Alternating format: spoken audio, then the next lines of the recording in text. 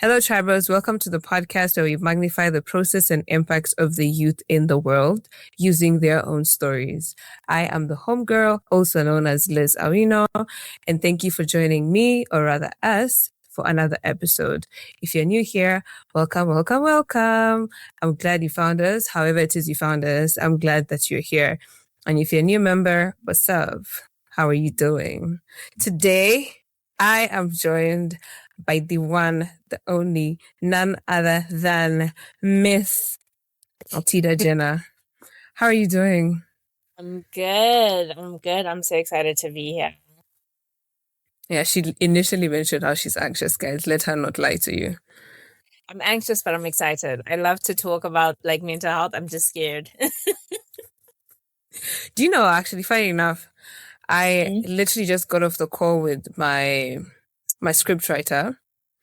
And I asked her, like, when you were writing the script, like, what was in your mind? Because I want to know why exactly she thought of it the way she thought about it.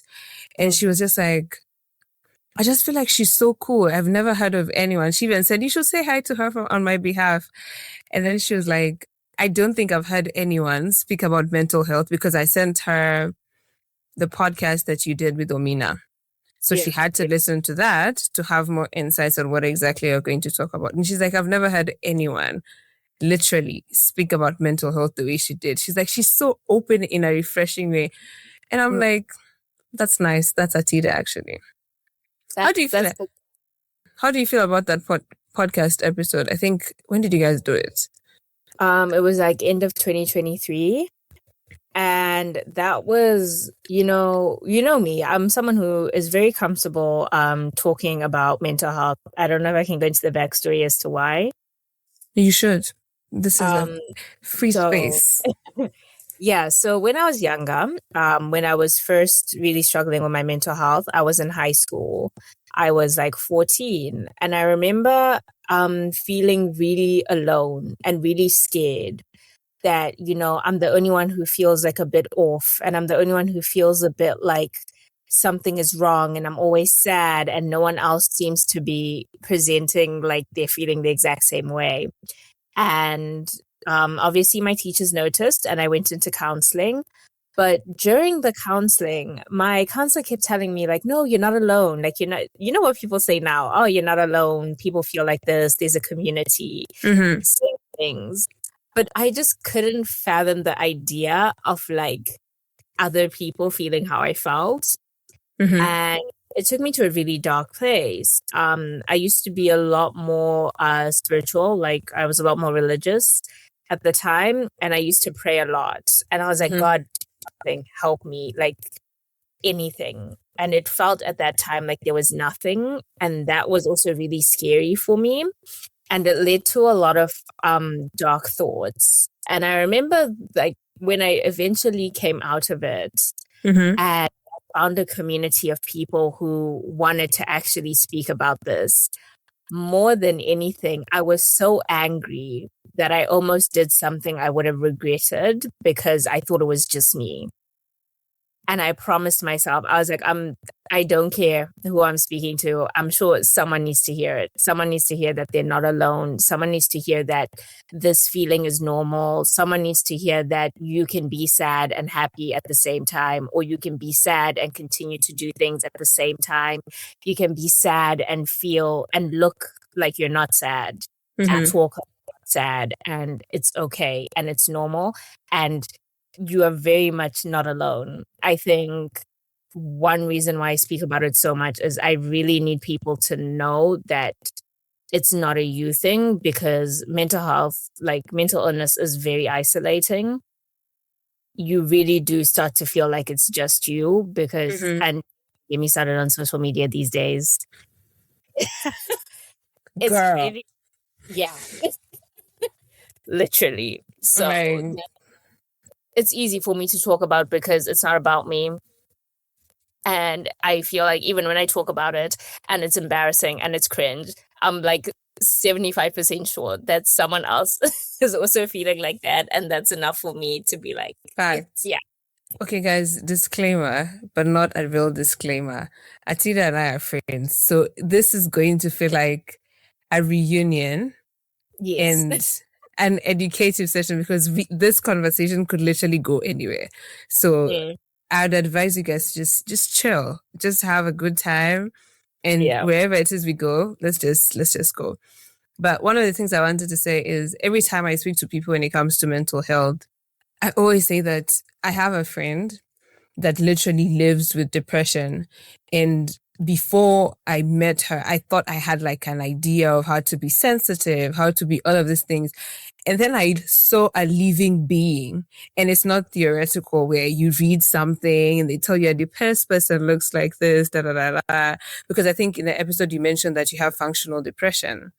Yes. And that's when I was like, wait, Atida goes to class. She literally does everything like a normal person. I've never seen her look like, you know how the imagery you have when someone says depression, you just feel like they're in a dark room and it's cold and it's dark and they're screaming out for help in like some weird dark air.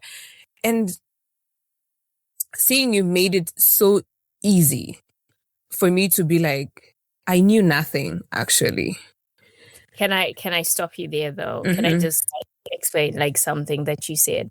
I feel like one thing that's not explained about depression is that it's not always on the outside. So what you just explained, the being in a dark room and curled up in a corner and screaming and crying and shouting, to me, that's something that I felt inside.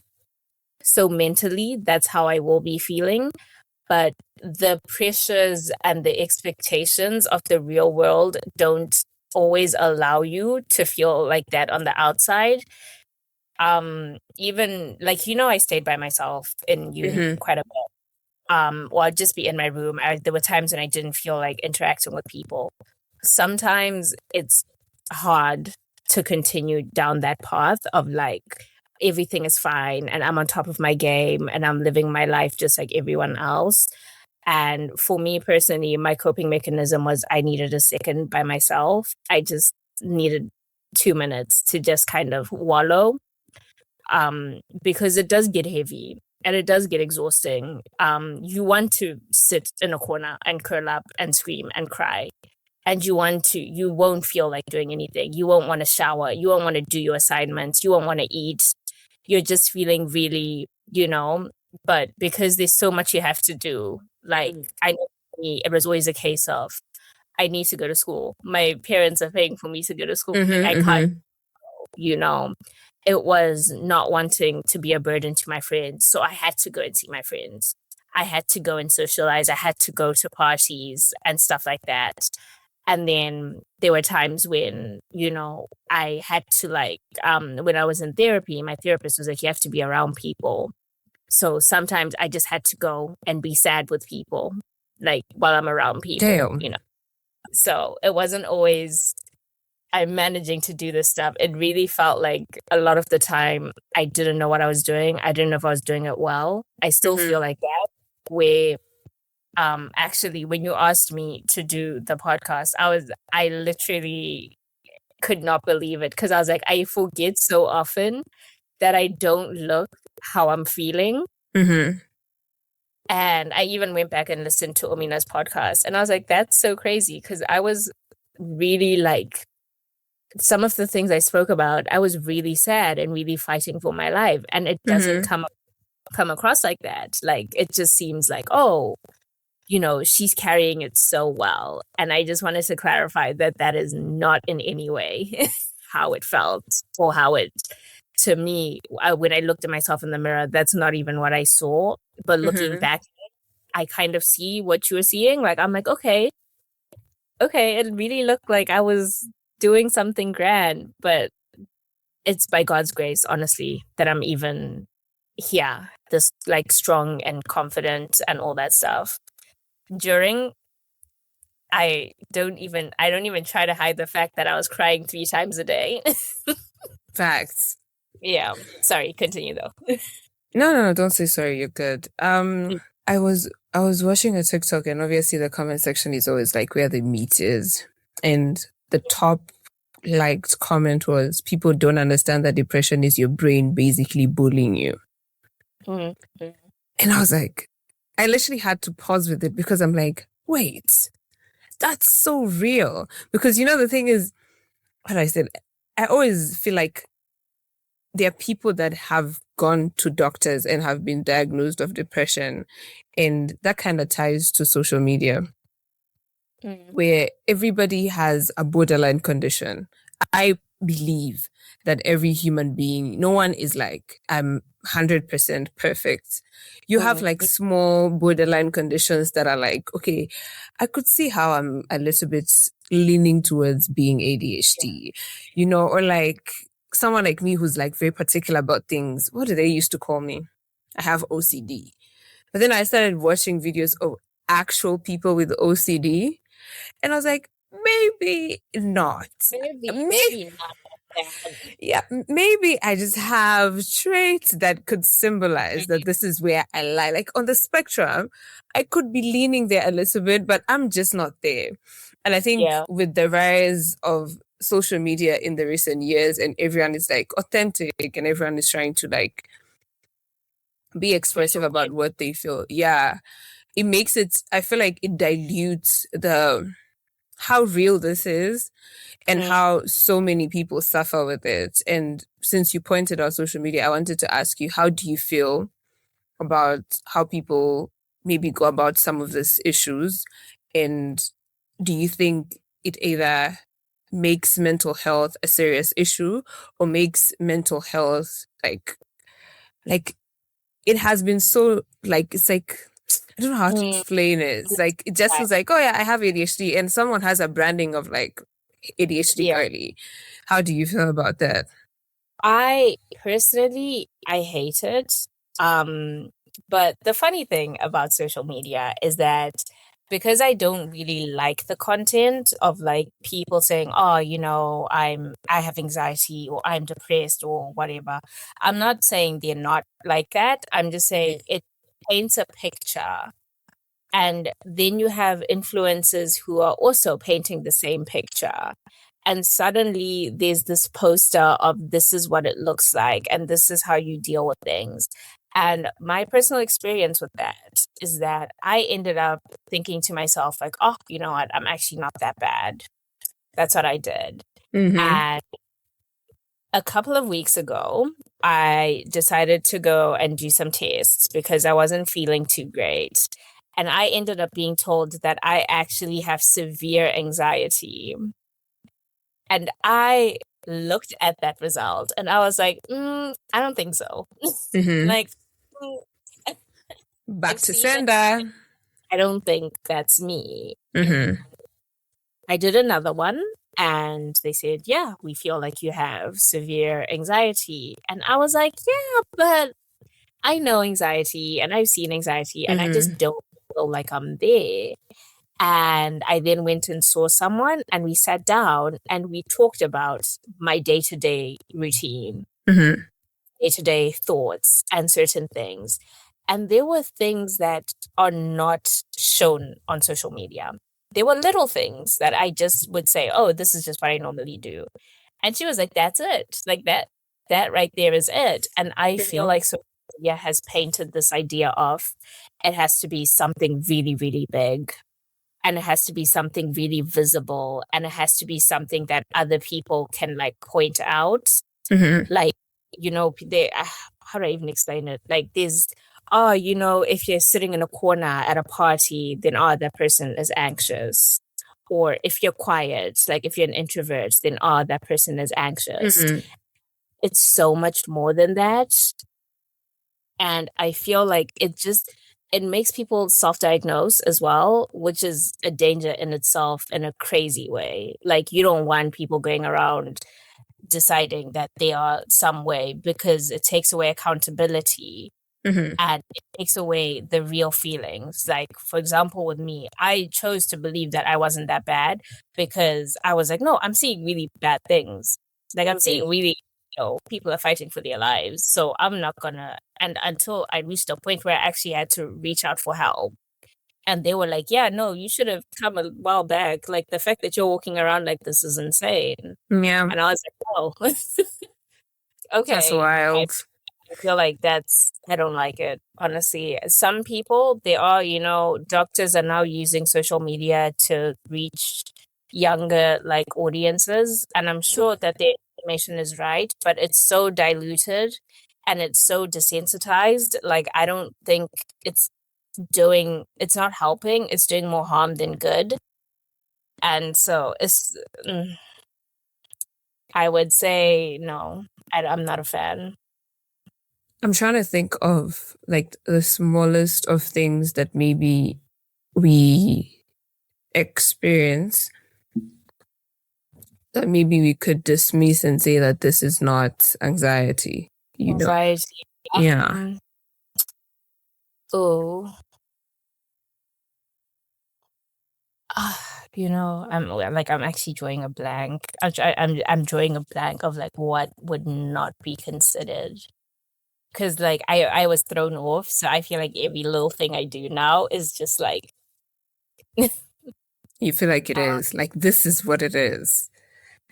yeah, no, I'm still coming to terms with the conversation that I had a couple of weeks ago. So Yeah. I can't, identify like little things. I think it's also hard. Like that's why there's tests and that's why there's specialists to speak to. Mm-hmm. Because now I feel like we're racking our brains for things that are like so above our it's dependent on the person as well. yeah. So for example, like if I have like every time I go into social settings, my heart starts to race and I get lightheaded and dizzy. That for me can be like an anxious situation, but for other people it's not. Mm-hmm. And I feel like that then is the problem because I feel like anxiety is more of a feeling thing. Yeah. It's not if you do this, you'll feel anxious. It's more of like for me, I'm having a panic attack. Other people are having the time of their lives. They like the attention. They're, happy to be there or whatever. So it gets a bit difficult to identify as like one size fits all. And I like that you said that because I feel like I don't know, man. There's a lot of self-diagnosis. I think that's the word. And that's why, like back then, we were told if you feel like you're sick, go and see a doctor. Like this whole thing of, hey, Chad, or like, let me Google on TikTok what it means. And I feel like I'm a culprit of that because the amount of times I've Googled functional depression and I'm like, nah, no, I'm good. Whole time, if I actually decided to go and see a doctor on that particular day, they'd be like, how do you survive with this? Like, they'd be like, oh, we might need to put you away for a bit. you need time out, but because you don't think that's part of it, you're always consistently going to be taking yourself down that road. I think functional depression is a very crazy thing because in your mind you just feel like you need to sleep, like I just need rest. Maybe it's all of the things that I'm doing that are making me be where I am today, but functional depression just feels like I'm not here. I'm just doing what's expected of me. Mm-hmm. Like I'm tired and I'm sad, but I'm expected to go to class. And I'm tired and I'm sad, but I'm expected to eat. And I haven't been happy in like, the last couple of months, but I'm going out and I'm doing the things that make me happy and I'm feeling nothing. To me, that's what it feels like. And normally, the problem with that is that you then end up burning out because you have no concept of like how much effort you're putting into like convincing yourself to do things your body doesn't have the capacity for. Mm-hmm. And so that's when you get burnt out. And the biggest issue with burnouts is that they then have physical symptoms. And now you're feeling sick and you are bedridden and you can't do anything. And then the guilt sets in and the guilt is coming from nowhere. You just like, it's so, I don't even know how to explain it. And you're suddenly like in this rut and you realize you've been in this rut for a couple of weeks or a couple of months and you're now trying to figure out like, okay, let me be self-aware. Like, what happened? Where's this coming from? And you don't have the energy to fix it. Take Mm-hmm. a step that you don't want to. It's effort, and you've been putting in effort the whole day or the whole week. So the effort it's going to take for you to get up and shower and brush your teeth and clean your room is just not there. Like, it's just not, you're not going to find it because your brain has been off all this heaviness and sadness. Like, and that's a full-time job. And now you have like depleted the last of your energy. To me, that's a like, I think the endless loop is what kills it.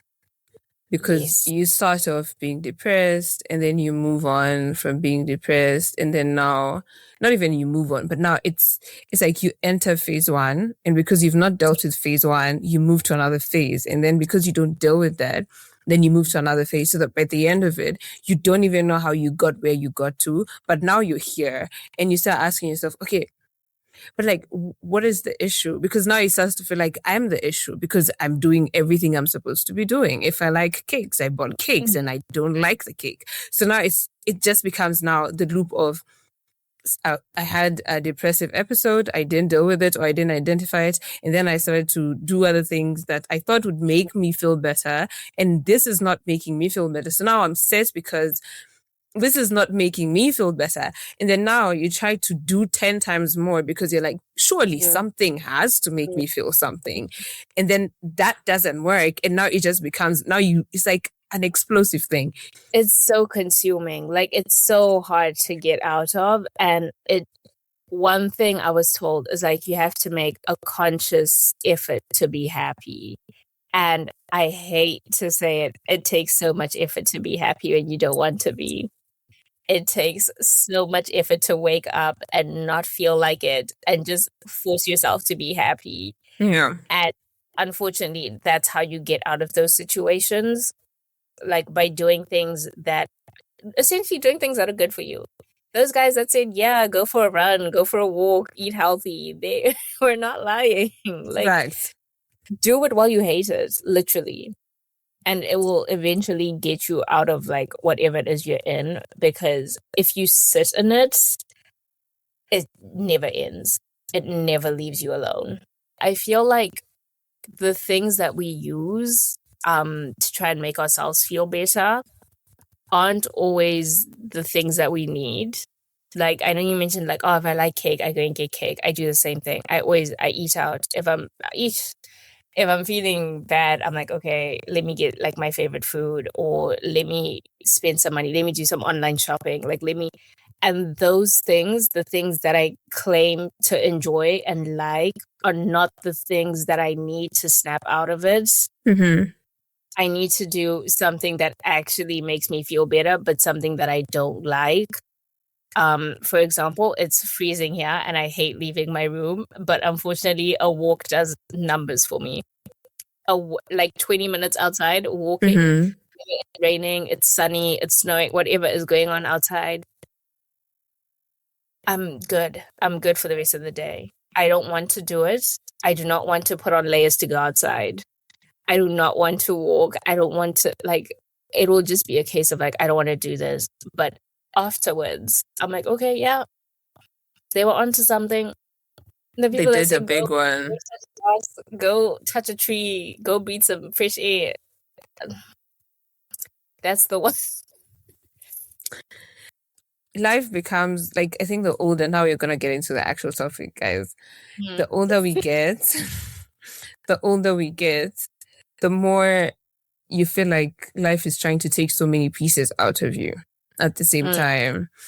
And one of the things I've learned is that whether you're rich or poor, whether you're self-aware or not self-aware, like regardless of whichever state you're in as you listen to this right now, there's certain basics about life that everybody should at the very least be practicing.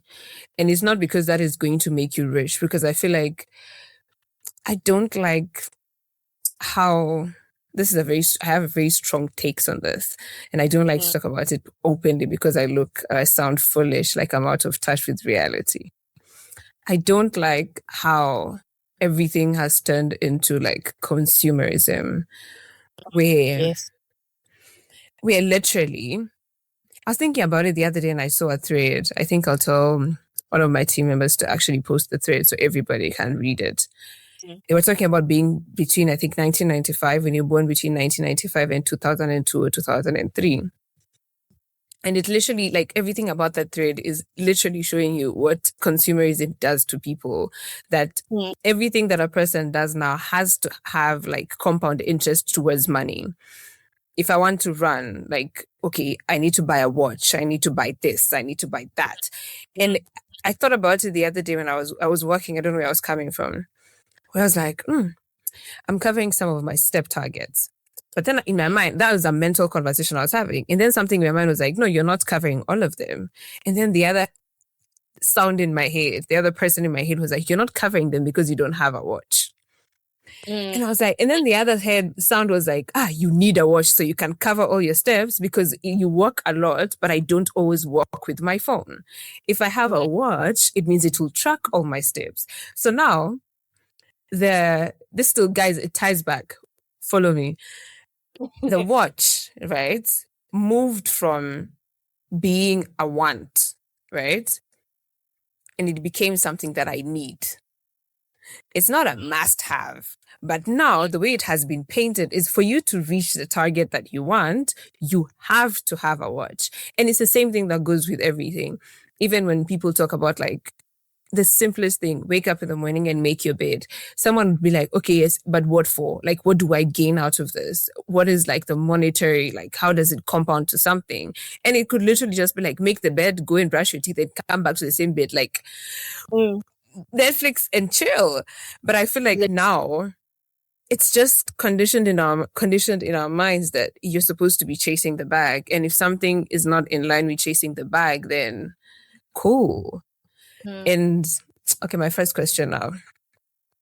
How do you feel 2025 was like for you? Not like globally, personally. Yeah. Personally, for me, 2025 was really uncomfortable.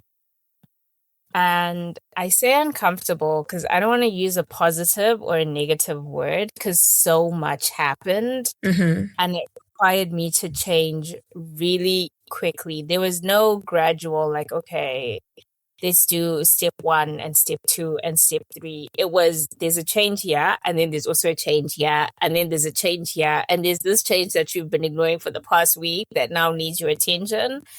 And it just was really like, it was a lot. A lot of good things happened. A lot of difficult things happened, and I feel like it was all for the best. Well, I'm being positive, really. I'm hoping that it was all for the best, honestly. So we all do. Honestly, so we all do. So I think in one word, I'm going to say it was uncomfortable. I had to adjust to a lot of things in very short spaces of time. I'm not used to that. I actually made a promise to myself at the beginning of 2025 to not be uncomfortable. And so that was really frustrating for me, trying to choose myself and my comfort and my peace and my happiness while things that I couldn't control were just changing in ways that I didn't like. And I had to adjust. There was no getting out of it. I just had to make a plan to get comfortable and adjust. And that was, a lot for me. So, yeah. Of course not. Obviously, when we talk about it, it's going to be very much in hindsight. But in real time, when you were in those spaces, when you procrastinated on making decisions and you just, I for lack of a better word, just couldn't be bothered right now. Like, I have other things I need to think about. Like, this can wait. Like, what was going through your mind and how did you process that? Funny enough, I'm going to link this back to anxiety. It wasn't that I didn't care to do it. It was that I was terrified. I feel like 2025 for me felt like a year of creating myself, like, the adult version of me. And I was afraid of making a mistake. Every single decision that I had to make felt like is this going to impact me positively or negatively in a couple of years? Is this the right path for me? Is this what's best for my career path? Is this what's best for my future relationships, for my family, with my friends, my partner? It was a lot of like, I was stagnant because I didn't want to make a mistake. And that came from my anxiety basically like paralyzing me to the point where like I didn't want to make a decision because I didn't want to make a bad one. And so a lot of the things, and I was crying so much. I think everyone who was speaking to me at least once a day, I was like, I've cried. I just came from crying. I'm about to Yeah. go and cry because it was scary. Everything just felt like, okay, this is the foundation of like your future, and you need to try very hard to not mess it up. And you need to try very hard to not create something that you're going to have to come back and fix. And so I was just constantly faced with like, you need to do this now. And you need to make sure that it makes sense because it was impacting other people. My decisions were impacting other people. And that was scarier because at the risk of, sounding like a record player, I'm just a girl. I'm just a girl. Literally. I don't know. I've been doing things because my parents told me this was the best way to do things. Mm-hmm. And now that I was like in the space of adulting and no one is telling me what to do, I don't know what to do. And I'm looking at other people and I'm realizing other people also don't know what to do. We're all in one big confused pot, I Yeah. promise you. But like I was also realizing no one is on the same path as me. And I knew that, that's something I always told growing up. No one is doing the same thing as you. You're running your own race. I had heard that before. But every time I wanted to ask for help, I kept realizing no one is in this boat with me. No, either we were not in the same career path. We were not in the same stage with family, with relationships. Like there was no one that I could go to and be like, help me make a decision. And that for me was just really unsettling. I think looking back now, I can say at peace that like I made decent decisions, but during it was terrifying. Mm-hmm. It was a mess. I didn't know what to do or like who to go to. Yeah. There's something that you've mentioned, which is I didn't know what to do. And you look around and nobody knows what to do. Yeah. And then you have to come back to yourself and you realize that actually no one would know what to do because they're not me. Like, they can't be me. So there's no way they'd know. I don't know. I hate being in my 20s. I'm not going to lie. I hate it. Yeah. Like, I know people want to always make something out of, and I think it's maybe how God created all of us. Where He wanted us to believe that there is something greater, or like how the mind is built up. I don't know, those neurologists and stuff, they'll probably understand it better. But I always tell people I can't wait to be the day you guys see that I've turned 30, just know my mind has convinced itself this is a better place than what hell I'm going through right now. I think another thing I learned is that, especially in my workspace, I realized we were all in the same boat. From 20 to 50, we were all in the same boat. We were all experiencing drama coming to work or leaving work or fam at home or whatever, or clients. We were all in that boat. And that for me was it was almost comforting, actually. Because I would look at people with so much more life experience than me, and they would be like, dude, just relax. Like, that happened to me too. Granted, I also worked with men, and I feel like men in general are a lot more relaxed about life.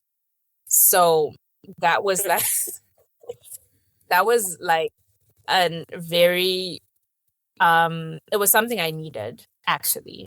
because I think my job last year had me really anxious all the time. And the guys that I worked with were really calming me down. They would really just be like, it's not that serious. And I would be like, no, and then the next day they would be doing the same thing as me. And I'd be like, okay, it's actually not that serious. Or we would be working together and I would be freaking out and they'd be like, it's not that serious. And like that for me, regardless of the age difference, was like a key indicator that we really are all doing our own thing. We are really all like, it's so reassuring and refreshing to know, like, besides it being scary, it's nice to know everyone is also doing their best. And so the pressure that you're putting on yourself does not exist. And unfortunately, because I heard this so much, I know that a lot of people are going to hear this and be like, it's not that easy. But then it is. I don't know how to like further explain it. You're telling me, and I'm not buying that, literally. So, Yeah, I know, because the whole time I didn't believe anyone who was like, you need to relax. I was like, no, like, I can't relax. And it's literally me looking back at it to be like, you know what? I actually could have relaxed. I actually did not need to put myself through that. there's a certain level of urgency I usually feel. And I guess sometimes it's, I don't know. I don't know what it is. But I did a test this morning, actually. I think I'll put it up. No, actually, I think that will be an episode. So that will be the interlude before this one. So by then, people would have already gotten the link. And what the lady said, she claims she's a coach. I did read the whole document. But she said I'm like, my personality type or something is the perfectionist. And there's something you said there where you're like, I'm so scared to like screw this up. Like all the decisions that I'm making, one, are obviously interconnected and intertwined with people. And two, there's like a level of responsibility that I have to make sure that the decisions I'm making now don't have negative effects in the next 5 to 10 years. And adding relaxing as part of that cycle is so wild. Like, I know I have moments where I'm like, you know what? I'm not like, no one is going to die if I either do it or I don't do it. But more often than not, I feel like someone is actually going to die. Like yesterday, you know? And how do I say it? Like the basic thing, one of the things I always go back to is that thing of like, life is an experience, right? Like, I'm here for this particular minute to do this particular thing, whether I do it or I don't do it. Like, I think Nigerians say nothing's spoiled. Like, there's nothing that will happen. And I think I want to ask, before your job and after your job, right? What clear difference have you seen in yourself and even in how your mental health process works and how you live with it? I think more confidence. I literally cannot emphasize enough how much I realized we were all the same. Like, you and your boss and your coworkers and your partners and the people below you are all the same. And I feel like being this young is an advantage that we don't really realize because there's all this pressure that we have.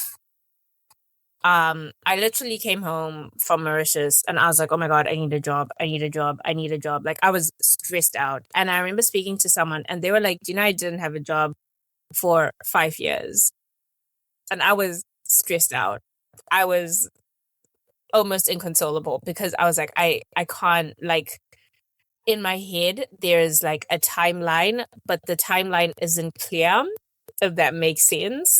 So I have like all these goals, but I can't see those goals until I unlock the next one, like the current one. And so that was me before I started this job. Then I started the job and it took me a while to get on my feet. And even then, I was always stressed out. I was always like, oh my gosh, I'm not gonna make it. Like, I'm not gonna do well. And I would have conversations with people and they'd be like, it takes time and you need to adjust and give it a year. And I was like, a year is too long. Like, I don't have time. And for the life of me, I don't know why I felt like I didn't have time. Because like I couldn't see the next step. I couldn't see the next goal. I just knew that I was running late for the next goal. And it took not even after my job, I applied for school while I was working.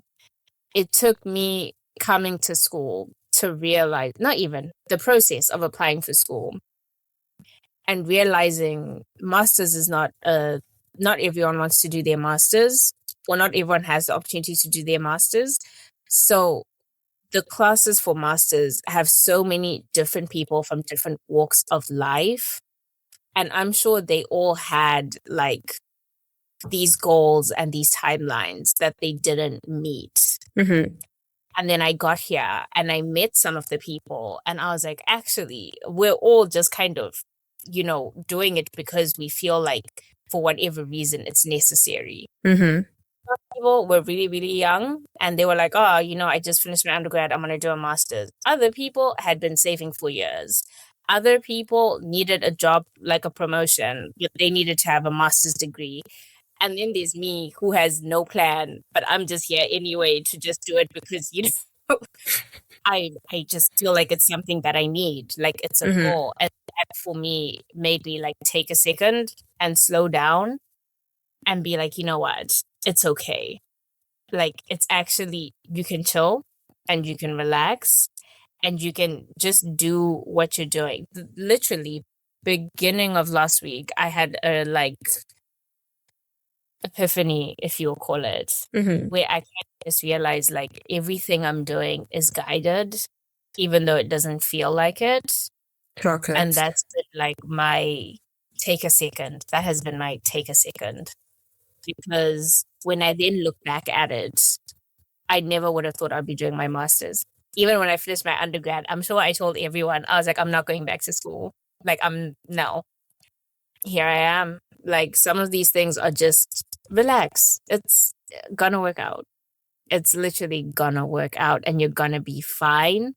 You're in the situations that you're in for a reason. Like, just chill. Try and enjoy it. Not to say that I'm fighting for my life to try and enjoy it. I'm still scared, but let's say the realization really helped me in terms of like calming down, gaining some confidence, just going with the flow, breathing through things a little bit more. Yeah. I'm sadly also in the process of trying to apply for a master's degree. And I say sadly because, to be quite honest, I was like you. The moment I finished undergrad, everybody knew I'm not doing this again.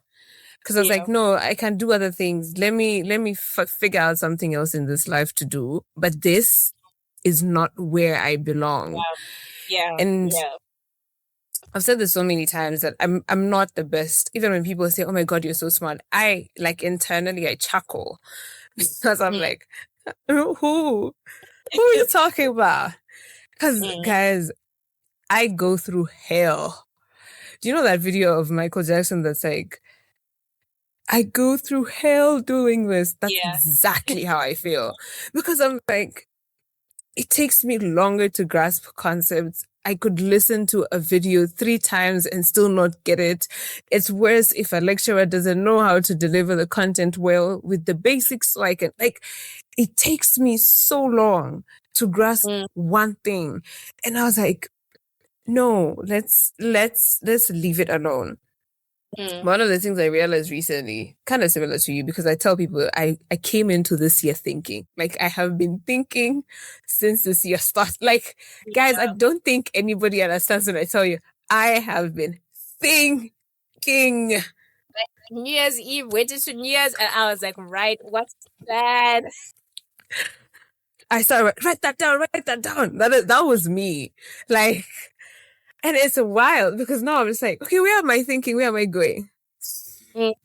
Yeah. Because, like, where am I going? Like, right now, where I am, okay, obviously I can't get the application in, but I was trying to apply to like those elite schools, and the deadline is literally tomorrow. Today is the 26th. The deadline is the 27th.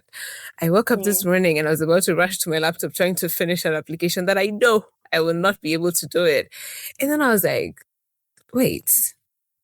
I was like, 1, 2, 1, 2, 3, release her. I was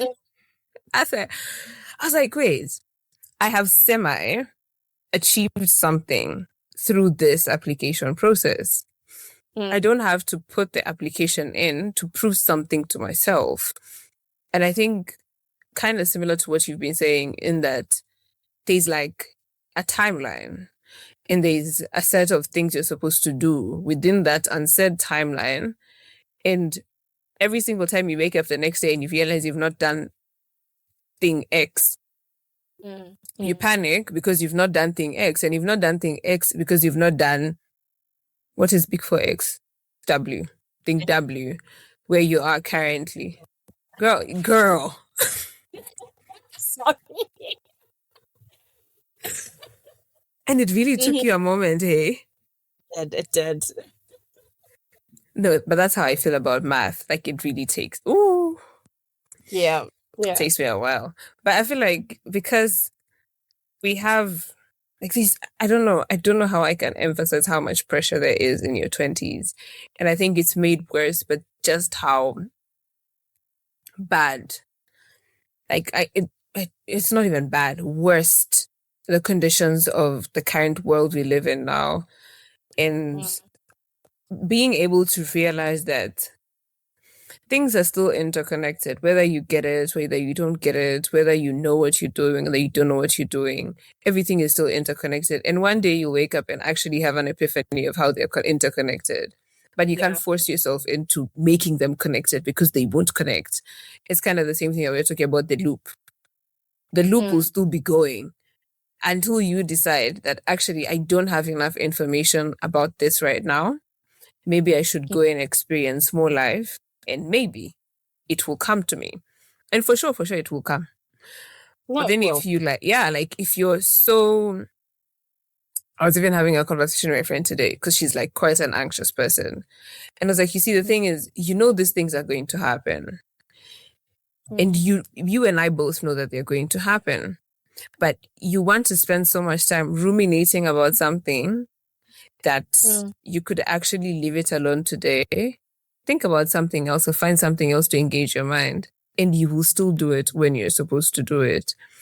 But because I don't know how it works, because I'm not an anxious, I experienced anxiety last year. So I know how it works. And funny enough, that experience to me was so crazy because I was in denial. Could never be me, guys. Could never. I was such a confident person. Like, I'm the embodiment of confidence. What are you talking about? Until one day I could not send an email to work. When I say I could not, it physically, mentally, emotionally, I could. The email was there. I had typed it out. It was one direct email. I had written everything that I was supposed to write. But my mind could not press send because I had started convincing myself that I don't know how it worked, but it just gradually it came up. And I just, that day, I don't know who it was I called. And mind you, it's literally probably 7:30 a.m. in the morning. So the person you're calling, one, is asleep. Because out of my friends, I think, at that time, I was the only one that was working. So everyone is asleep. You can't call someone and you're sobbing. Like, literally, like... You can't speak. And I was like, this is bad. And she was just like, okay, what's going on? I'm like, I can't send an email. And she's like, what do you mean you can't? Like, it sounds so bizarre now. But in real time, that email could not have gone. She had to talk me through it. What I was saying about like anxiety shows up in really little tasks. Like, you can't always pick it out of like a big thing. And that will throw off your whole day. Not being able to send that email will throw off your whole day. And you've thought yourself into like being paralyzed. Like you can't breathe, you can't move, you're looking at it and you're starting to cry all over again. That's it, I hear you and I get it. It took me a really long time. Like when I say a really long time, a really like really long time for me to actually just like be confident within myself. Because I think what anxiety does, especially in the context that I was in, was that because I'm a confident person and I heavily believe in myself and my abilities because I know I work for them. And at that time, I was like, maybe I just convinced myself a lie that like I'm not all of these things. And it took me a really long time to start from scratch and start asking myself, why do I think the way I think? What is going on? What is in my environment? Like it was so hard. And I was like, the next time I meet anybody that ever tries to make me feel the way I felt last year, for the most part, I'd rather just leave everything altogether. I'd rather just come out and tell people, you know what, I don't have a valid reason that you want me to have a valid reason, but that space there will take me to my grave quicker than you think. And that's just it. But yeah, segment 2 is how did the weight of 2025 directly or indirectly impact your mental health and motivation? Honestly, pretty negatively for the most part. I did feel really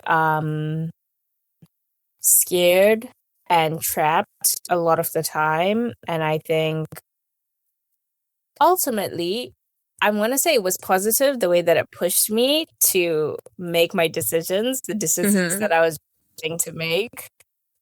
But I do feel like a few of them were made from a point of desperation, which should never be the case. And so that for me, like looking back at it, it wasn't great. It worked out, but it was a great way to deal with things. From Atida in 2016 and Atida in 2025, how do you feel there's like a difference in how you go about things? I think I'm a lot more focused on my happiness, things that make me feel good. I think I'm a lot more, but like the confidence thing, honestly, if I'm being so real with you, I literally only experienced this type of confidence like last week. Like actual, I am so sure of like my decisions right now. That only came to me last week. And it 2016 me was just really soft and unaware of so many things. Bless her heart. I just wasn't like prepared. I wasn't prepared for a lot of things, and that meant that I was in danger of like making really poor decisions, which I did. I made some poor decisions. And now like I'm a lot more calculated. It doesn't seem like it because I'm still very free spirited and I plan to keep that for the rest of my life. I feel like that's one of the little joys in life that I really try harder to protect. But I am a lot more calculated and I'm a lot more careful and I am a lot more generally mentally, I am more aware of my feelings. I'm aware of certain triggers. I'm aware of certain alerts that I'm going into like a bad space or I'm doing something that's not going to benefit me and stuff like that. So my environments as well, stuff like that. Yeah. And I feel That's like pretty that, cool. yeah, it wouldn't have happened without like lots of experience being put in those situations. I unfortunately. So, I think that's pretty cool. Like I don't know. I'm the biggest advocate of championing any small thing that someone chooses to do, like genuinely. I don't understand people that I don't understand people that this is my sign number one to get rid of that dog. No, don't get rid of him. Okay, what was I saying? Yeah, I don't understand people that can't take or give compliments. It bothers me like a lot.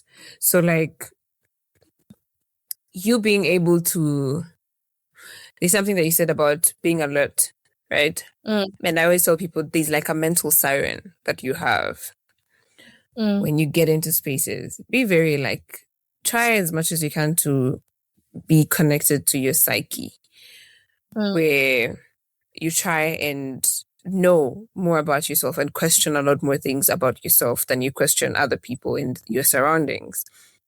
And I wanted to find out, when you talk of the habits that you decided to incorporate or the habits you decided to pick that are beneficial to you, what does that look like? And how did you get to the point where you're able to just be alert and be aware that this is good, this is bad? And is it like proactive in real time that you're like, I don't think I should be doing this? Or is it that once you've done it and you're like, I don't think I should be doing that? So I think it is proactive. I think I feel it before I do it, actually.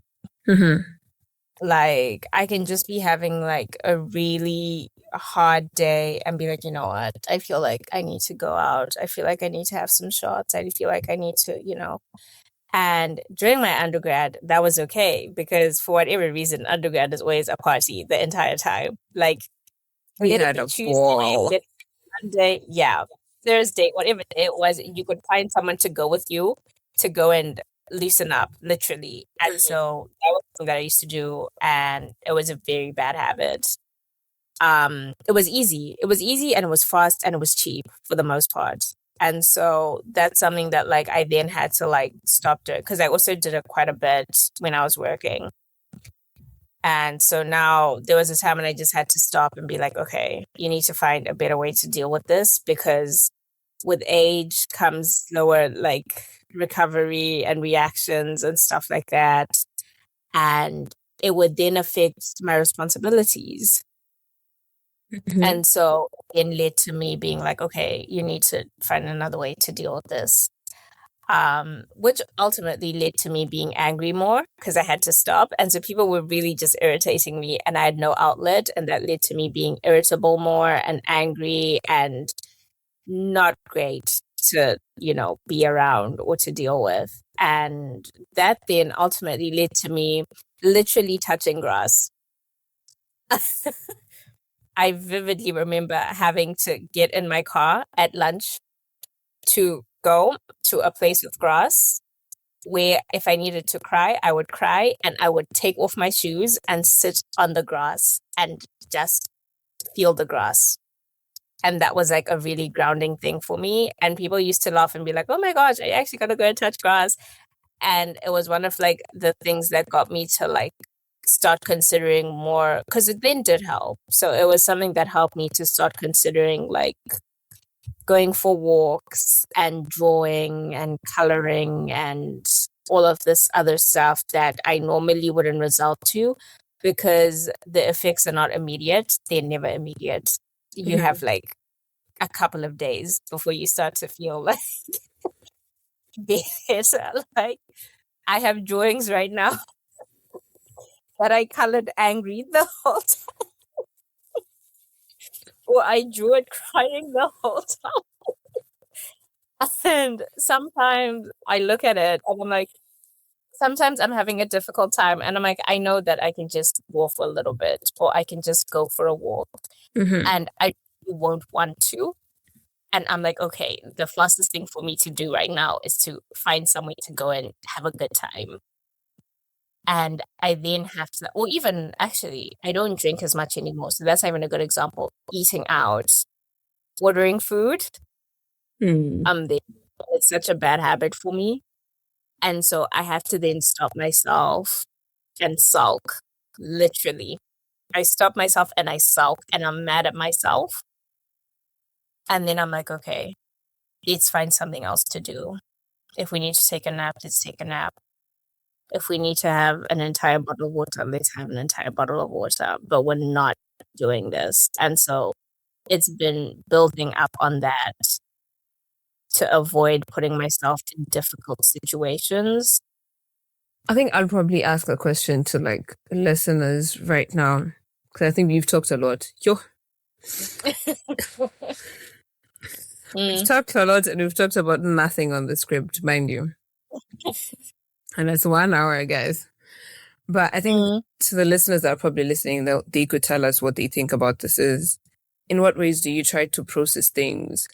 Because I think like we're so big on process. Like the It Tribe is literally built on process, where you try to understand where you are, you try to understand the different patterns that you've had, you've tried to understand how your childhood affects all of those things, and how you're actively trying to not do the things that you genuinely want to do.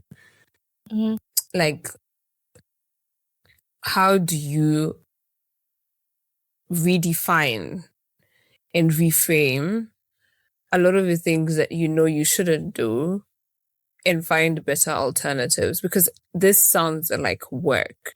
Like what you do is a lot of work. Like when I was listening to it, I'm like, this is a lot of work, man. And I think it's easier as apparently from what people say. Oh, I roll. Is that I'm an avoidant person. My attachment style is avoidance. And we have so much bad PR. Like, I mean, I get it, but still, like, these 4 other styles, the only one that you could say is somewhat sensible is secure. What happened to that? I feel like as an anxious person, I just avoidant people don't do it for me at all. My boyfriend is also avoidant, and the drama of us trying to meet halfway is so like shame. The bad PR should be for everyone. It should just be for everyone. It is so much work to be with someone who's not like you, or to interact with people who are not like you. I avoided people. Oh yeah, but I guess it. As an anxious person, I know it's a lot though, and so I don't take away from the fact that it's really no one's fault. You shouldn't give one like specific attachment style grief because you don't agree with them. Everyone's dealing with things in their own way. We're all individual people living our lives for the first time. Let's just try and understand each other. Sending love, avoidance. Tags and what do they say in Bridgerton? Sorrows and prayers. And the way they say it in a very nonchalant way, sorrows and prayers. Yeah. But I feel like, what was I asking? I was asking a question to the listeners. But yeah, guys, that's the question. Just let us know in the comment section what you guys think about it. And then we'll keep it pushing. But I'm so proud of you, man. Like, the Atida I knew, and mind you guys, me and Atida don't talk as much. We talk, but not like we sit down and talk. And I think, I don't know, I hate distance for friendships so much. Like, hate it down, because I think in Mauritius I could literally just text you and I'm like, hey, are you home? And you're like, yeah, I'm home. And I'm like, okay, I'm gonna take a walk, I'll be there soon. And that was just it. And we would talk about literally anything and everything for hours, and then I'd go home and I'll sleep. But now, I don't know, that's why I understand people that say I can't do long distance relationships, because there's a level of like relatability that you could have with a person that just doesn't feel the same over the phone. Like, it just doesn't. It's hard. It really is. Yeah. And I feel like I miss my friends all the time. Like, I'm always like, you guys, this thing of not being able to go to your house without an explanation, I hate it. I really can't stand it. I miss being able to show up in people's houses and be like, hey. Right? Like, it's so sad. But one question I have with that regard is, being in your 20s is the time where you come to find out about your traumas, you come to find out about all of these things. And I think because you have a lot more consultation with professionals, you're able to recognize all of these things. the question I'd want to find out is, how do you manage the different traumas that you have been made aware of? Because I don't like the fact that people just assume you're supposed to know your traumas. Everyone that's avoidant has trauma. Everyone that is whatever secure, whatever it is you think they are, they have traumas that they either had to work on or they're so blinded about. And making it seem like it's by choice that you choose. I personally, I wish I was chalant like ever. But clearly, this is the predicament we find ourselves in. So, I wish I was nonchalant more than anything. no, I don't think you do. I wish every day I crash out and I'm like, oh, to be nonchalant, because it takes so much out of me to be chalant. Like, I'm just everything, whether it's good or bad, I'm just there, like fully fully immersed, fully in it, and I'm tired and like but to answer your question, I feel like, honestly speaking, if I can be vulnerable for a second, lol, I've been vulnerable the whole time, but I do not deal with it well. Realizing certain traumas sucks, and realizing them because they're affecting current situations, genuinely, it makes me angry. It makes me really upset. I don't have like the best memory. So I don't generally, there's lots of things I don't remember, even things from Mauritius. Like, I just, my body's always in fight or flight. I'm not trying to remember certain things that happened to me. So my memory in Gen is very blotchy. But then I'll have like a certain reaction to a situation and someone will be like, hey, why are you acting like that? And I'll be like, oh, well, because normally in situations like this, and then an old trauma comes up and I'm like, hate that. And I get really irritated and really upset because I'm now old enough to be angry at the situation that I was in when I was a child. And I'm like, why would you do that? Why was this happening? Like, but it's too late to be angry. So the anger can't go anywhere. I can't approach someone from 10 years ago and be like, how dare you? Hate it. Do you know this thing is, it's even having this conversation is triggering right now. I understand. It's so like, and it's been happening so much, especially last year. There were things that I was remembering and I was like, how dare this situation happen? Like, and it doesn't even have to be as far as 10 years ago. It can be recently. And I'm like, oh, why was that? Like, why? Or how did I and I'm angry at myself. I'm angry at the people who put me in the predicament. I'm angry at people who didn't help me. I'm angry at so many things and so many people, and it genuinely throws me off. And I have to sit down and think about like how to forgive and like forget or move on or something. And I'm just sitting and I'm like, okay, how do I even start to process this? Because it's a piece of a puzzle. Like, the situation that happened is a puzzle, and I have just found one piece. And I now have to choose to either push it aside, which I can't do anymore because, I've been told that's not the way to do it. And so I now have to uncover all this information. And I'm too grown to be like, oh, guys, I'm like this because of this thing that happened to me 12 years ago that I had to get out yesterday. So that's why I'm like this. I'm too old to say that. And so that means I now have to deal with it. And I'm angry that I have to deal with it because I feel like the people who are accountable are not being accountable. They're not being forced to like, and that's irritating, but I have to move on. I have to make peace with it. Something I heard a lot last year was the people who are making you feel like this need therapy more than you do. I've also been seeing it on social media recently. And I'm like, you know what? Oh, yeah.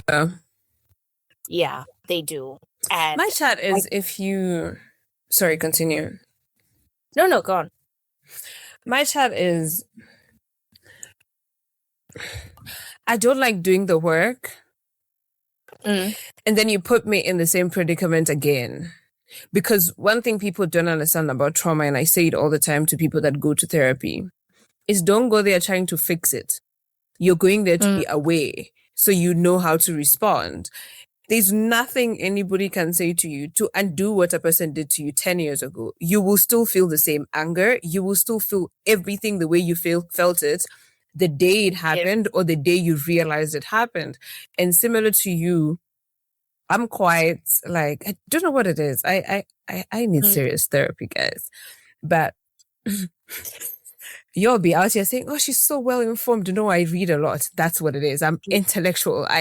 My emotions, leave them alone. But one of the things I'm learning, like from a lot of these interactions, and there's something that you said is that I'm too grown to say certain things, and it pisses me off. And this is like, I feel so strongly about this. I feel like I've said this so many times in this episode, but it pisses me off when I'm trying to work on something, and then the same thing that I'm trying to work on is the thing that it keeps on being pressed. Because now you're trying me, and I don't like being tried. I always tell people should genuinely fear me.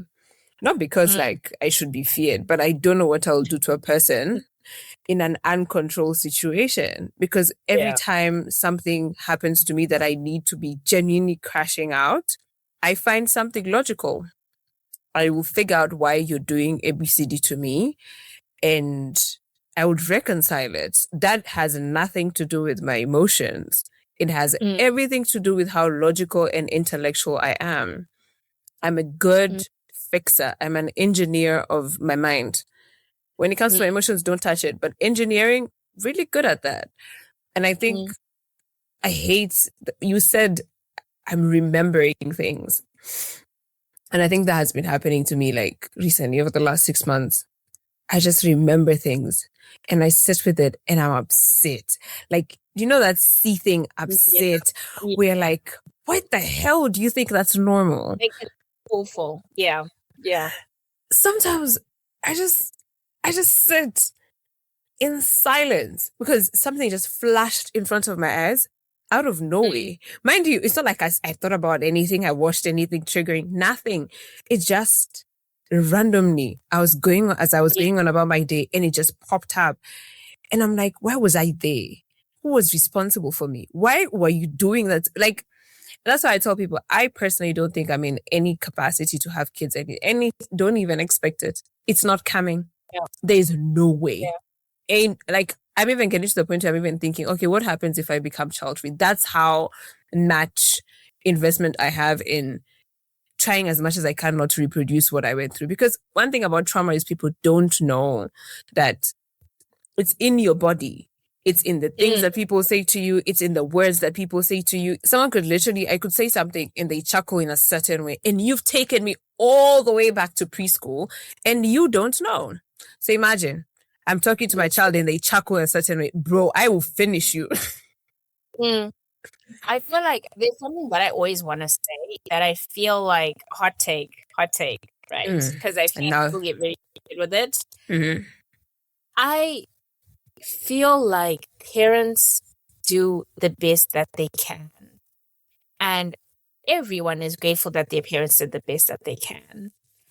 But I feel like people forget to realize that they're just people who react a certain way or who do things a certain way in a certain moment. And I keep seeing this thing on Twitter, like it keeps like recurring or whatever, where someone is like, your mom will say something that'll alter your brain chemistry for the rest of your life. And for her, it was just a bad Tuesday. And I'm like, that's the best way to put it. Like, they actually are trying their best. Your parents are trying their best. But sometimes you have a bad day. And it takes you going to work to realize that sometimes you have a bad day. Facts. And the people at home are the people that you are going to have to deal with. And if they do something wrong, God forbid, you will lash out. You will be upset. You will have a shorter, you know, like you will have a shorter fuse with them, even though it's not directed at them. And that's not your fault. It's not your child's fault. It's not your fault as a parent, but there are certain things that stick with children. And for me, that's grounds enough for me to not want them. Because my biggest fear is like, I'm going to do my best and I'm going to feel like I'm doing my best. Mm. And then my child is going to be like, well, no, because on this one day when your boss shouted at you, this is what you did to me and it stuck to me. And that's why I am the way that I am. And I feel like people refuse to acknowledge it because we all want to be perfect human beings, but that's not the case. And that for me, that's also a part of the reason why I'm so angry when I remember certain things, because I'm also like, okay, I need to give these people grace. And I feel like that was like a very big thing for me in general growing up. Like I was always trying to give people the benefit of the doubt and I was always trying to give people grace. To this day, it's something that I still do. There are very few people that I have not forgiven for what they've done to me or the situations that they've put me in, because I'm always like, let me give them grace. But wow, what you have to go through for people to just be people is just, I don't know if that makes sense, but yeah.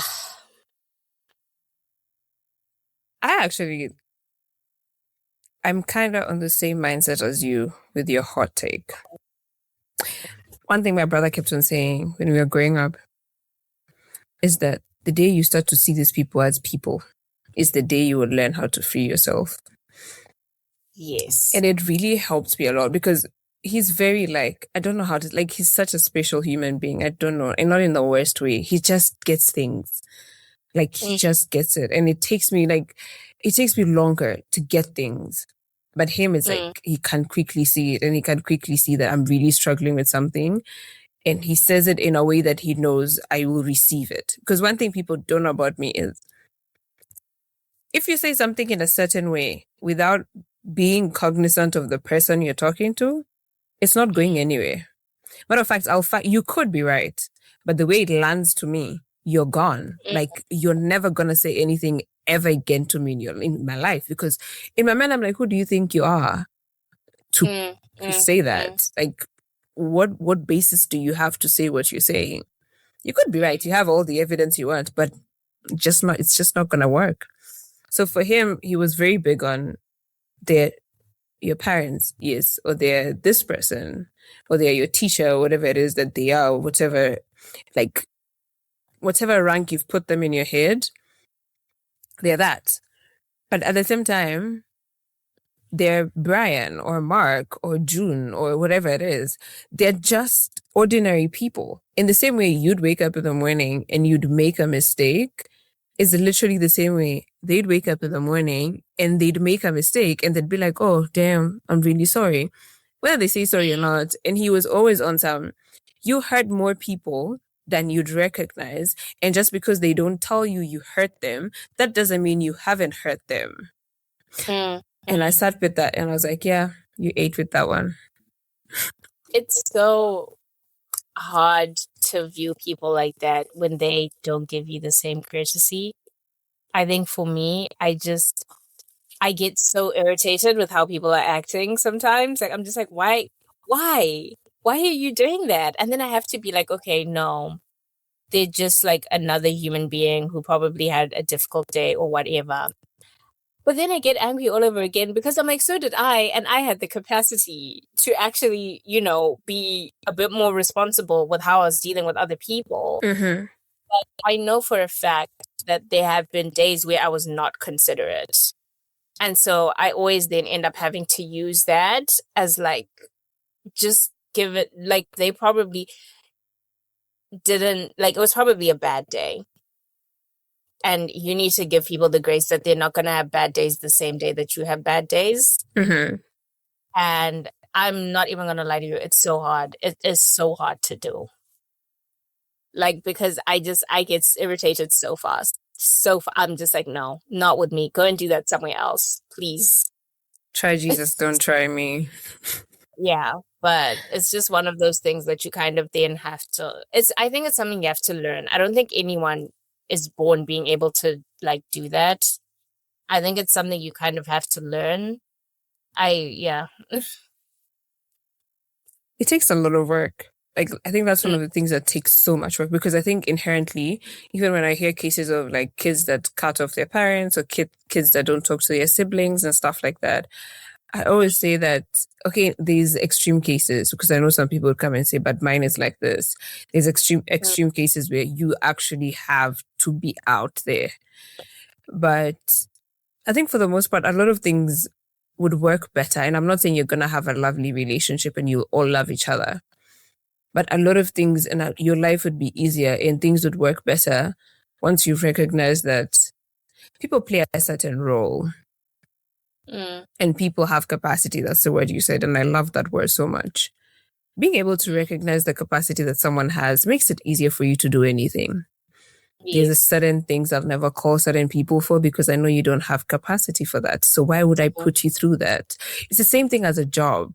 If you're hired to do like admin work, why would you start doing design? Yeah. Why would you use like there's just certain things. It depends on the skills and the competencies of a person.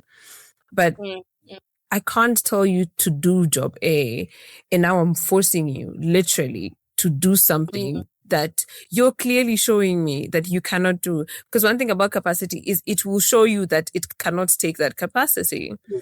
Yeah. I guess, I don't know, it's a learning curve for a lot of people, and I still fail at this a lot, where I have to like consistently remind myself that the version of the person you built in your head does not exist, and this is who they are, and this is the capacity that they have, regardless of how much capacity you want them to have.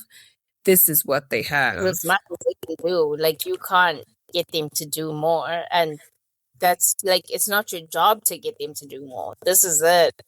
Yeah, and unfortunately, I think there's no amount of therapy you'll do that will work on somebody else. Yeah. Like, it's just not. And that's the most humbling part. I think every time I have gone for therapy, I have been like, I wish I could just take this information and just fund this person. Yeah. But it's a case of you just have to work on yourself, and you have to find a way to deal with those people the way that they are.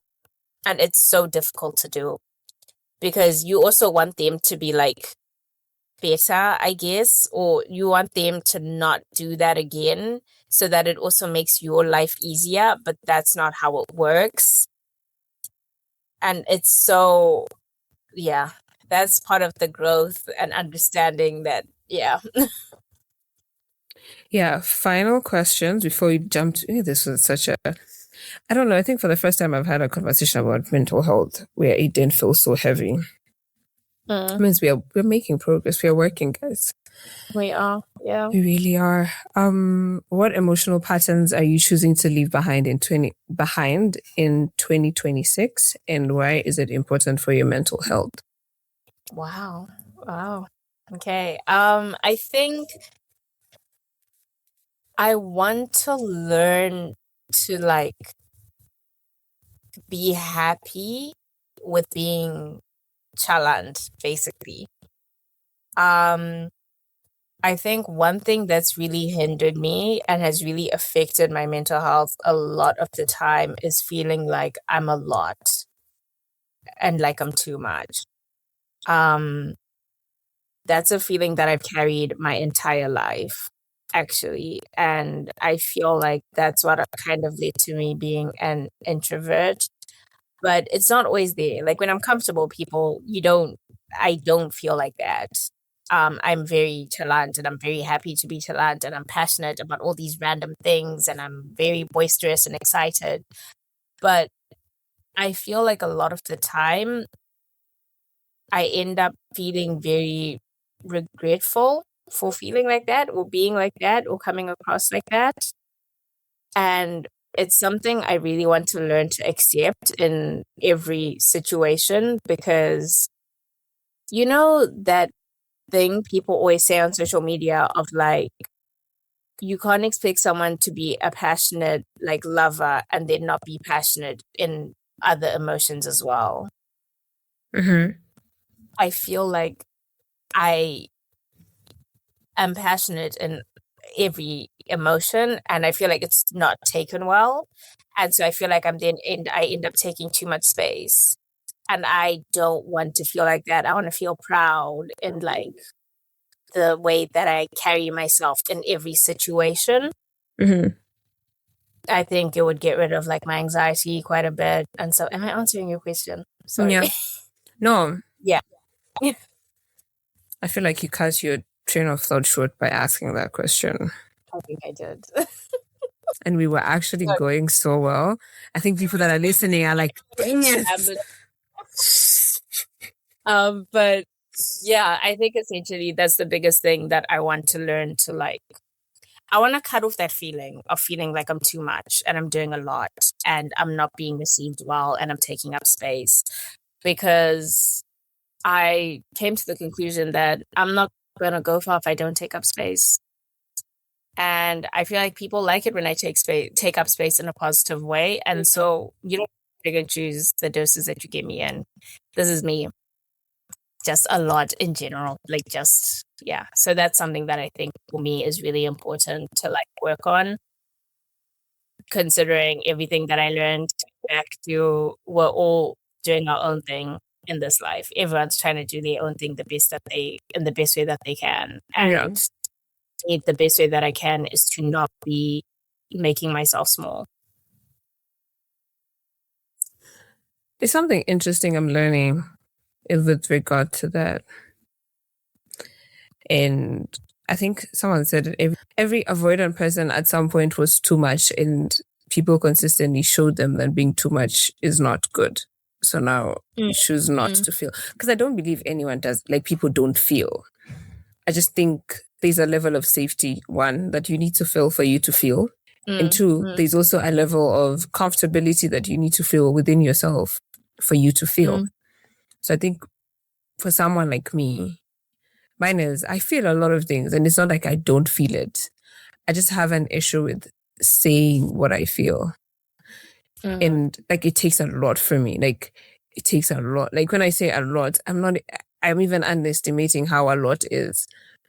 Because in the back of my mind, I'm like, what if this person hates me for saying this? What if this person doesn't care? Like now I go on a mental loop of, because I posted something about like how surface level relationships have become and how everyone wants companionship, but then at the same time, everyone has convinced themselves that they don't want it. So now we are all just trying to, be desirable for nothing. Like it's just, and I think my biggest word for this year is being aligned and trying to be aligned with like everything, not like being aligned in my career and then emotionally I'm not aligned with the interactions that I have. Okay, my friends do get a lovely version of me, but then I think being aligned with all the interactions means that you're not filtering yourself to match what your perceived mind says the person deserves. Because it means that if you're pouring out, you could do a lot more, right?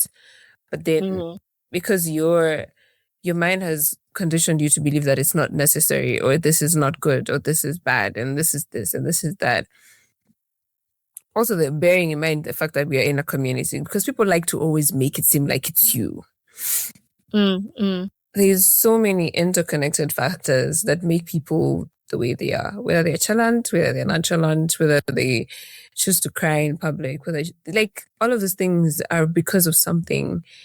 And being able to recognize, one, your limiting factors, two, the reason why you limit yourself, and three, how you can try and just be better is important. There's a girl who used to do the rejection therapy thing. I don't know if you saw her at some point on TikTok. I did, yeah. And it's like doing a cold plunge. And it's the same thing as there's a guy called Tim Ross. He has a podcast called The Basement. He says that if you ask me how I am, I assume you actually want to know. So if I'm not having a good day, I will tell you I'm not having a good day because of A, B, C, D, E, because you asked me. It's not a routine like you don't have to ask me, but because you chose to ask, I will make you uncomfortable. Because next time you'll know not to ask if you don't care.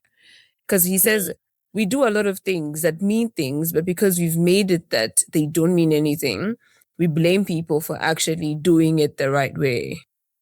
And it's so wild because he's a big emo. I love that. I love that about him. He's such a big emo. It's so funny.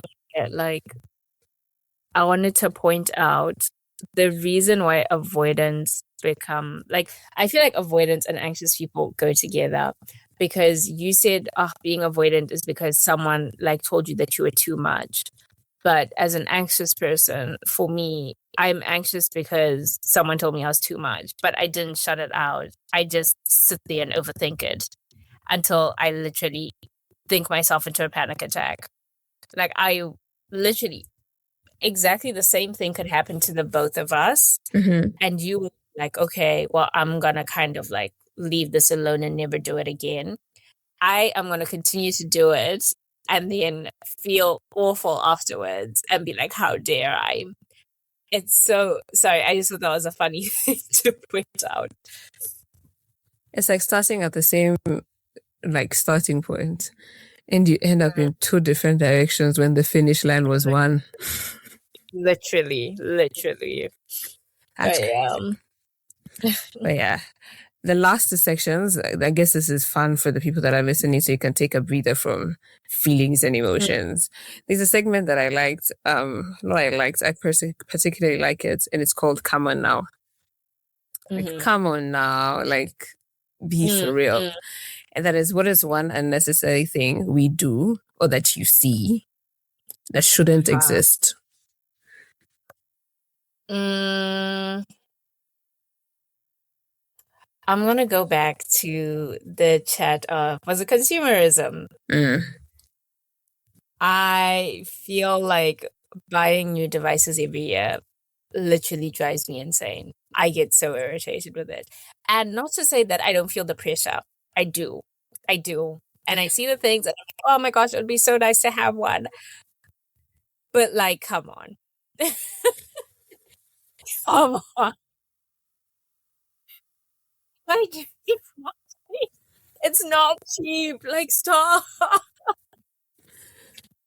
Someone said, like, the iPhone, this is 17, the orange one, is a literal definition of what peer pressure looks like in adulting. And they hate. Because what the hell is that? Orange. Yeah. I hate that. I wouldn't even wear such a bright color like that.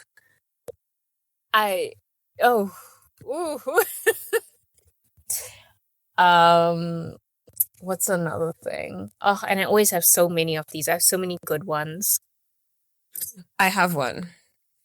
This might be a hot take. People may feel somehow about it.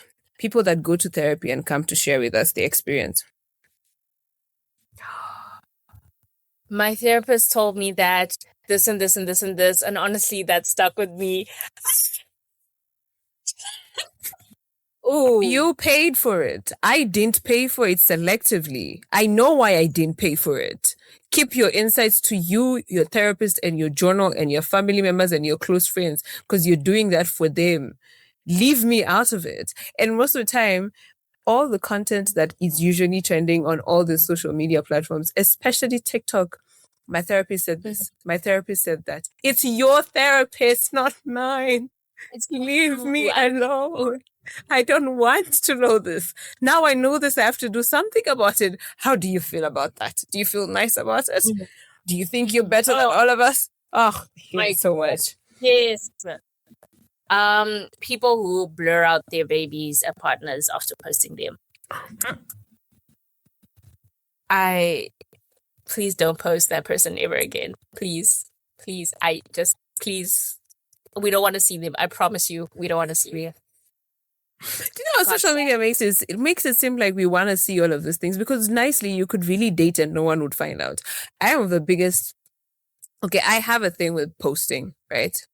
I usually Mm-hmm. say because of the world that we live in and because of how normalized cheating has become and how good people are at hiding it, I think it's really good for my own sense of pride that I post you so everybody knows that I'm with you. So if you do nonsense, somebody will come and tell me. I'm the biggest advocate of if you see someone with someone's man and you know these two are together and they are actively posting each other, I will send you a message.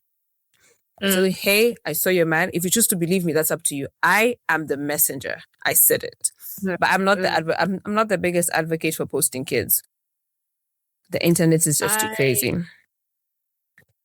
I feel like just generally, I think if you're gonna post, post. If you're not going to, don't. I promise you, no one is waiting for you to post. I promise, no one is waiting for you to post. You don't have to. And that for me is where it ends. Like I'm just like, guys, there was no point in this. That it's so no. I think the covering part is generally weird because you could just tell us, yeah. Could have posted. Like I don't know why you felt like you still had to post. There's a lady who posted Christmas photos and they had been married with this man for years. And she blurred him out. Like, I laughed because I'm like, what the hell is that? You know what he looks like? Like, why are you doing this? Another hot take. People who don't drink tea, for me, there's a difference. Listen, hear me out. That's unnecessary. I think there's a difference between people who don't like hot beverages in general and people who don't like tea. Why would you not like tea? You see, that's what I'm saying. I saw there's a thing where someone was saying we need to normalize tea in the club, and I hear it. I have gone to a bar and fought with this stuff because they told me they didn't have tea. And I was like, you can give me hot water. And they said, we don't have hot water. And I was like, well, that's just a lie. Because there's no way. Wait, you did? You fought? I fought the waiters, yeah. Was it a bar? Yeah. It was a bar, not a club. And I was like, do you guys have tea? And they were like, no, we don't have tea. And I was like, okay, I have tea bags in my car. Do you have hot water? And they were like, no. I was like, no. No. And the guy was like, yeah, we don't have hot water. And I was like, how are you making your food? And he was like, no, like we have food. And I was like, I'm not understanding how you don't have hot water if you're making food.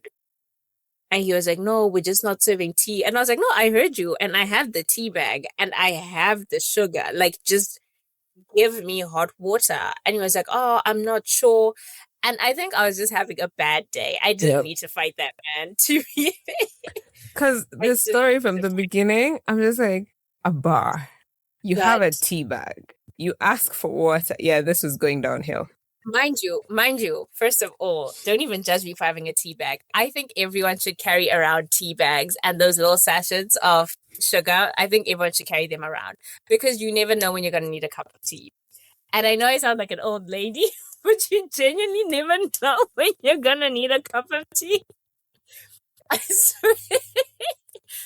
It's funny until you're in the situation. I promise you, I can vouch for it. I can vouch for it. Like, I promise you, everyone should carry around like tea bags and those little sachets of sugar. The visual imagery of this is taking me out. Imagine having a really rough day on the taxi and you just pull out your tea bag and like some water and you pour it and you're like, I'm having a bad day. This is wild. Yes, I feel like, yes. Mind you, I feel like tea after a night out is even better. Like, 10 out of 10. Fair. 10 after out of 10. A shower, yeah. No, but sometimes you're at a second location and you need a cup of tea. Sometimes the night is starting and you need a cup of tea. Before you can start to drink, you need a cup of tea. And you're looking at me like I'm crazy, but I promise you, just that I don't have the people who can vouch for me. Yeah.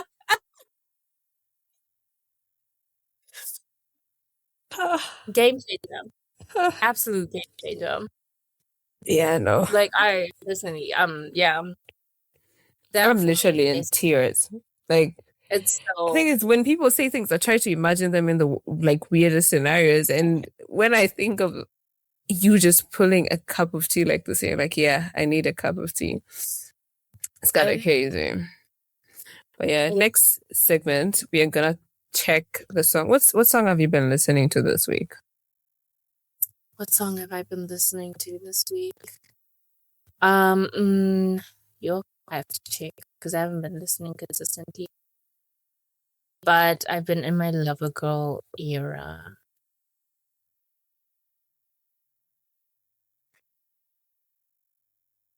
Let me see what Spotify can. Mamela. Iko Mamela. Mamela by Mikasa. Ooh. Yeah. I should really lock in with Mikasa, hey. Oh, he is 10 out of 10. I haven't listened to them in a while. Oh, as usual. Top song.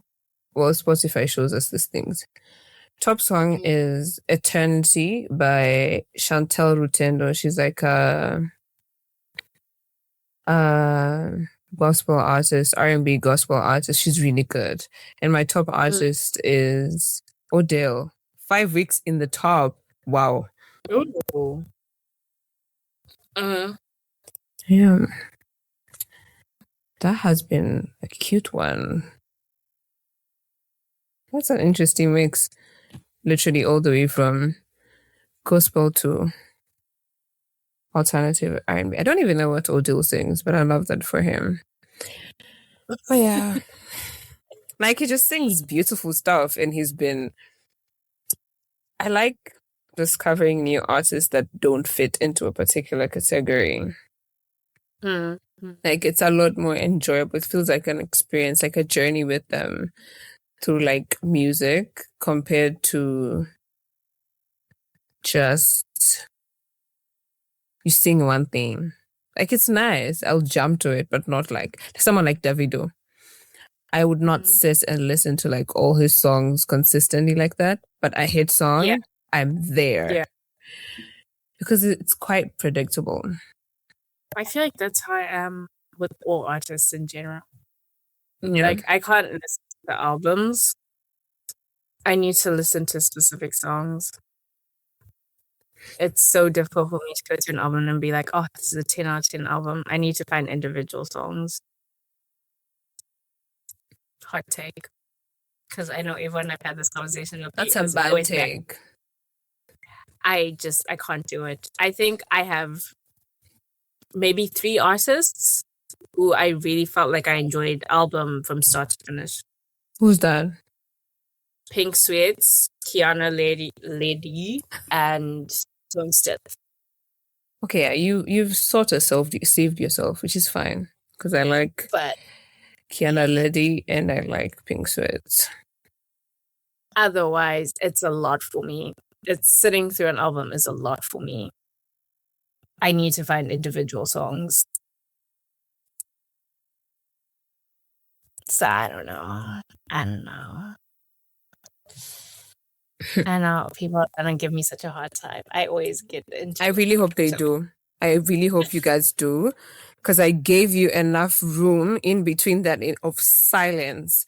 So you guys can do a number in the comment section. Because I'm not saving you. I am actually not saving you. Matter of fact, double it. I'm okay, but I'm open to people sending me albums. I can try. I need new artists to listen to. So fact. I'm going to the same thing. Because I think, I don't know, algorithms and stuff, they don't be recommended like proper songs like these days. Back then, I used to find new artists weekly. Now, when I find a new artist, it's from TikTok. It's so I don't even look for new music on my Spotify anymore because it's so I don't know how to explain it. Like this is not give me something new. Hitting.